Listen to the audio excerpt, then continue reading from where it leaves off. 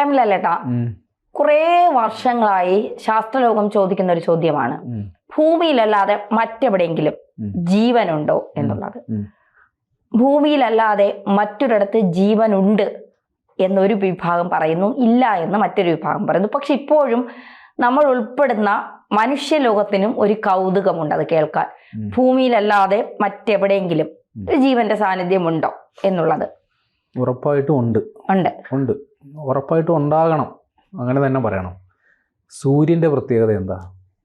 സൂര്യൻ കത്തി ജ്വലിച്ച് നിൽക്കുന്ന ഒരു ഗ്രഹം. അതെ, ഒരു ഗ്രഹമല്ല, ഒരു നക്ഷത്രമാണ് വാസ്തവത്തിൽ പറയാം. അതിനെ ചുറ്റും വലയം വെക്കുന്ന ഒരു ഗ്രഹമാണ് ഭൂമി എന്ന് പറയുന്നത്. അതായത് സൂര്യൻ്റെ ചൂടും വെളിച്ചവും കൊണ്ട് ജീവൻ നിലനിൽക്കുന്ന ഒരു സ്ഥലമാണ് ഭൂമി, അല്ലേ? നമ്മൾ ആകാശത്തേക്ക് നോക്കുമ്പോൾ ഒരുപാട് നക്ഷത്രങ്ങൾ കാണുന്നില്ലേ? ഇത് വാസ്തവത്തിൽ നക്ഷത്രങ്ങളാണോ? നക്ഷത്രങ്ങളാണ്. അതെല്ലാം ഓരോ സൂര്യനായിട്ട് അങ്ങ് കണ്ടാൽ തീരാവുന്ന പ്രശ്നമേ ഉള്ളൂ. കാര്യം സൂര്യൻ്റെ പ്രത്യേകത സ്വയം പ്രകാശിക്കുന്ന ഒരു സംഗതിയാണ്. നമ്മൾ മേളിൽ കാണുന്ന നക്ഷത്രങ്ങളും സ്വയം പ്രകാശിക്കുന്നുണ്ട്. അപ്പോൾ അതെല്ലാം ഒരു സൂര്യനായിട്ട് കണ്ടു കഴിഞ്ഞാൽ അതിന് ചുറ്റും എത്ര ഭൂമികൾ കാണും? ശരിയാ. പക്ഷെ നമുക്ക് ഈ കാണുന്ന എല്ലാ നക്ഷത്രവും അത് ഒരു സൂര്യനാണെന്നും അതിന് ചുറ്റും ഭൂമിയെപ്പോലെ ഏതോ ഒരു ഗ്രഹം കറങ്ങുന്നുണ്ടെന്നും നമുക്ക് ചിന്തിക്കാനൊക്കില്ല. ഈ കാണുന്ന നമ്മൾ എണ്ണിയാലൊടുങ്ങാത്ത നക്ഷത്ര സമൂഹങ്ങളിൽ ഏതോ ഒന്നിൽ അതിനെ വലം വെച്ച് മറ്റൊരു ഭൂമി ഉണ്ടായേ തീരൂ. കാര്യം മനുഷ്യൻ ഇവിടെ ഉണ്ടായെങ്കിൽ സമാനമായി മനുഷ്യൻ എങ്ങനെ, അല്ലെങ്കിൽ ഭൂമിയിൽ എങ്ങനെ ജീവൻ ഉണ്ടായി എന്നുള്ളതിനെ സംബന്ധിച്ച് ഇപ്പോഴും ശാസ്ത്രത്തിന് കൃത്യമായ നിർവചനമില്ല. ചില ധാരണകൾ മാത്രമേ ഉള്ളൂ. ചിലർ പറയുന്നു പൊട്ടിത്തെറി, ഒരു വലിയൊരു സ്ഫോടനം ഉണ്ടായതിനു ശേഷം അതിൽ നിന്നുണ്ടായ കണികകൾ രൂപപ്പെട്ടാണ് ഭൂമിയിൽ ജീവൻ ഉണ്ടായതെന്നൊക്കെയാണ് ചിലർ വാദിക്കുന്നത്. അതിനെ ഖണ്ഡിക്കുന്നവരുമുണ്ട്. മതഗ്രന്ഥങ്ങൾ ഇതിന് നേരെ വിപരീതമായ സംഗതികളാണ് പറയുന്നത്. എന്തോ ആയിക്കോട്ടെ, അത് സംബന്ധിച്ച വാദപ്രതിവാദം അങ്ങനെ നമ്മൾ ജീവനുള്ള കാലത്തോളം തുടരുകയും ചെയ്യും. പക്ഷേ മനുഷ്യൻ ഇപ്പോഴും അലട്ടിക്കൊണ്ടിരുന്ന രണ്ട് ചോദ്യങ്ങളാണ്. ഒന്ന്, മനുഷ്യൻ എങ്ങനെ ഉണ്ടായി? അതിന് ഉത്തരം നമ്മൾ തേടിക്കൊണ്ടിരിക്കുക. അതോടൊപ്പം തന്നെ മനുഷ്യനെ പോലെ, ഭൂമിയിലുള്ള ജീവനെ പോലെ തന്നെ, ഇപ്പോൾ മനുഷ്യനായിരിക്കണമെന്നില്ല, മറ്റേതെങ്കിലും തരത്തിൽ മറ്റേതെങ്കിലും ഗ്രഹത്തിൽ ജീവൻ ഉണ്ടാകണമല്ലോ. അപ്പോൾ അതിനെക്കുറിച്ചുള്ള അന്വേഷണങ്ങൾ കുറേ കാലമായിട്ട് ഇങ്ങനെ മനുഷ്യൻ നടക്കുന്നുണ്ട്. അപ്പോൾ ഇങ്ങനെ തപ്പി ഞാൻ ഈ പറഞ്ഞ പോലെ നമ്മൾ ഈ കുറേ നക്ഷത്രങ്ങൾ കാണുമല്ലോ. ഇങ്ങനെ നിരീക്ഷിച്ച് വന്നപ്പോൾ ഒരു നക്ഷത്രം കണ്ടെത്തി. അത് ഇവിടുന്ന് ഏകദേശം 20 മുതൽ 21 പ്രകാശവർഷം അകലെയുള്ള ഒരു നക്ഷത്രമാണ്. അപ്പോൾ ഈ പ്രകാശവർഷം എന്ന് പറയുന്നത് നമുക്ക് പെട്ടെന്ന് അളക്കെടുക്കാൻ പറ്റില്ല. അതായത് നമ്മളിപ്പോൾ ഒരു വണ്ടിയിൽ പോകുന്നെങ്കിൽ കിലോമീറ്റർ കണക്കിന് ദൂരം പറയും. പക്ഷേ ഒരു നക്ഷത്രം എന്ന് പറയുന്നത് നമുക്ക് അങ്ങനെ ദൂരം അളന്നെടുക്കാൻ ഒക്കില്ല. അപ്പോൾ അതായത് ഗ്രഹങ്ങൾ തമ്മിലുള്ള, നക്ഷത്രങ്ങൾ തമ്മിലുള്ള ദൂരത്തെ എപ്പോഴും നമ്മൾ പ്രകാശവർഷം കണക്കാക്കിയാൽ പറയുക. അതായത് നമ്മളിപ്പോൾ ഒരു ലൈറ്റിൻ്റെ സ്വിച്ച് ഇട്ട് കഴിഞ്ഞാൽ നമ്മുടെ കണ്ണടച്ച് മിന്നുന്നതിന് മുമ്പ് നമ്മുടെ വെളിച്ചം കാണും. അപ്പം അത്ര വേഗതയിലാണ് പ്രകാശം സഞ്ചരിക്കുന്നത്. ആ പ്രകാശം ഒരു വർഷം സഞ്ചരിക്കുന്ന ദൂരമാണ് ഒരു പ്രകാശവർഷം. അതായത് കൃത്യം പറഞ്ഞാൽ 365.25 ദിവസം എടുത്ത് ഒരു വർഷം ഒരു പ്രകാശം എത്രത്തോളം സഞ്ചരിക്കുമോ അതാണ് ഒരു പ്രകാശവർഷം എന്ന് പറയുന്നത്.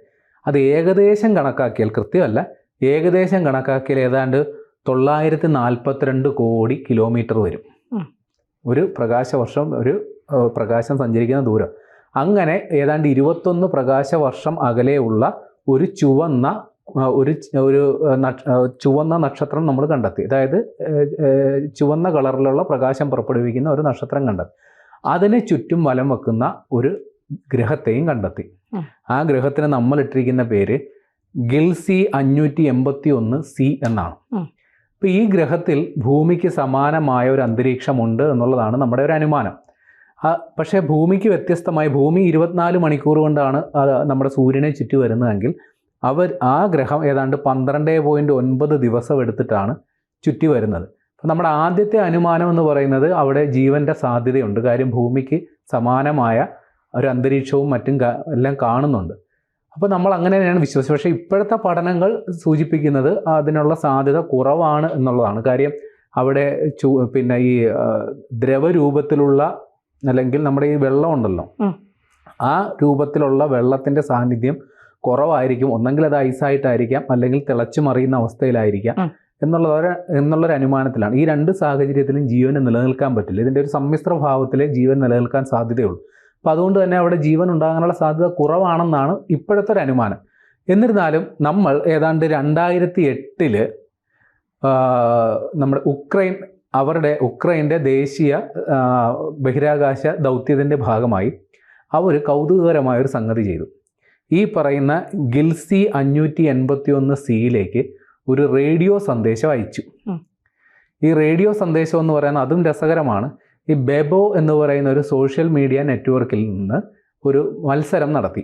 അപ്പോൾ ഇങ്ങനെ ഒരു ഗ്രഹത്തിൽ ജീവനുണ്ടെന്ന് നമ്മൾ സംശയിക്കുന്നു, അപ്പോൾ അതിലോട്ട് സന്ദേശങ്ങൾ അയക്കാൻ താല്പര്യമുള്ളവർ പങ്കെടുക്കും. അങ്ങനെ ഏതാണ്ട് 5 ലക്ഷത്തോളം പേർ ആ മത്സരത്തിൽ പങ്കെടുത്തു. അതിൽ സെലിബ്രിറ്റികളുണ്ട്, സാധാരണക്കാരുണ്ട്, പല മേഖലയിലുള്ളവർ പങ്കെടുത്തു. അങ്ങനെ അവർ തന്ന സന്ദേശങ്ങളിൽ ഏതാണ്ട് 501 സന്ദേശങ്ങൾ എടുത്തിട്ടാണ് ഈ റേഡിയോ സന്ദേശമായിട്ട് അങ്ങോട്ട് അയച്ചേക്കുന്നത്. ഈ സന്ദേശങ്ങളിൽ ചിലത് ടെക്സ്റ്റ് മെസ്സേജുകളാണ്, ചിലത് ചിത്രങ്ങളാണ്, ചിലത് പാട്ടുകളാണ്. ചിത്രങ്ങളെന്ന് പറയാൻ ഭൂമിയെക്കുറിച്ചുള്ള ചിത്രങ്ങളാണ്. ഇത് കണ്ടു കഴിഞ്ഞാൽ അവർക്ക് മനസ്സിലാകണമല്ലോ. അപ്പോൾ ഇതിന് വേണ്ടിയിട്ട് അവർ സഹായിച്ചത് അതായത് ഒരു ഡിജിറ്റൽ ടൈം ക്യാപ്സൂൾ എന്നാണ് ഇതിനറിയപ്പെടുന്നത്, ഈ റേഡിയോ സന്ദേശത്തെ. അതിന് വേണ്ടിയിട്ട് ഒരു ടെലസ്കോപ്പ് വഴിയാണ് ഈ സന്ദേശം അങ്ങോട്ടേക്ക് അയച്ചേക്കുന്നത്.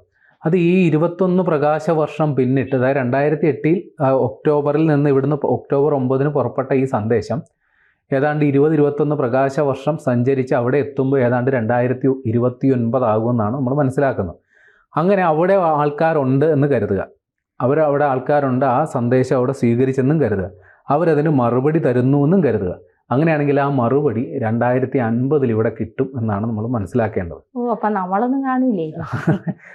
നമ്മളൊന്നും കാണില്ല. അപ്പോൾ സ്വാഭാവികമായിട്ടും നമുക്കൊരു സംശയം തോന്നാം, ഇങ്ങനെ അവിടെ നമ്മൾ ഇങ്ങനെ സന്ദേശം അയച്ച ഉടനെ തന്നെ അവർ മറുപടി തരാൻ തയ്യാറായിട്ട് നിൽക്കുകയാണ്.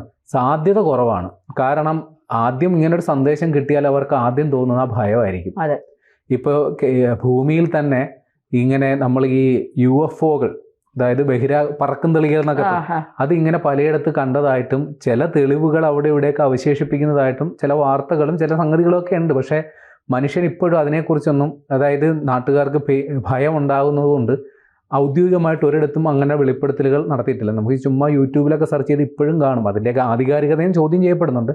എന്നാൽ ചില വസ്തുതകളൊക്കെ ഉണ്ട് കേട്ടോ, ഇങ്ങനെ നമുക്ക് ഭൂമിയിലല്ലാത്ത കുറേ സംഗതികൾ ഇവിടെയൊക്കെ വരുന്നുണ്ട്. അപ്പോൾ ഇതേപോലൊരു സംഗതി മുമ്പും ഉണ്ടായിട്ടുണ്ട്.